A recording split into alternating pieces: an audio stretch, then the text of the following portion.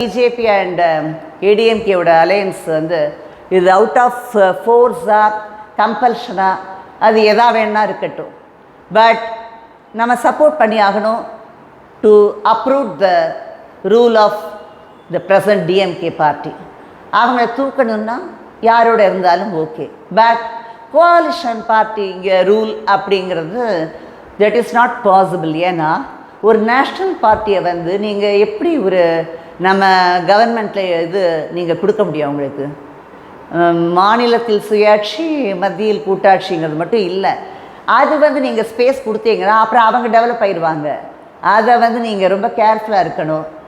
அந்த இதில் வந்து அவங்க கேட்டாங்கன்னா நம்ம அதை கொடுக்க முடியாதுங்கிறதுல ஒர்க் அவுட் பண்ணாலும் நல்லாயிருக்கும். ஏன்னா இங்கே வந்து ரீஜனல் பார்ட்டிஸுங்கிறது தான் இருக்குது. கேரளாவில் கூட நேஷ்னல் பார்ட்டி இருக்குது, கர்நாடகாலேயும் நேஷ்னல் பார்ட்டி இருக்குது, ஆந்திராவில் கூட நேஷ்னல் பார்ட்டியும் இருந்திருக்கு. பட் தமிழ்நாட்டில் முன்னாடி இருந்தது, இப்போ இல்லை. ஒரு 50 இயர்ஸ்க்கு மேலவே இல்லாமல் இருக்குது.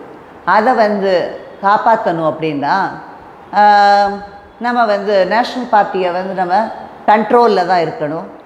டிஎம்கே அந்த இதில் உங்களுக்கு ரோல் மாடலாக இருக்கட்டும். அந்த விஷயத்தில் மட்டும் அவங்க எப்படி எமர்ஜென்சியும் மிஸ்ஸாவையும் ஹிந்தி அஜிடேஷனையும் சொல்லிவிட்டு அவங்க காலுக்கு கீழே வச்சுருக்காங்களோ அதே மாதிரி நீங்களும் பார்ட்டி இதில் வந்து சீட் ஷேரிங்கில் கொஞ்சம் கேர்ஃபுல்லாக இருங்க.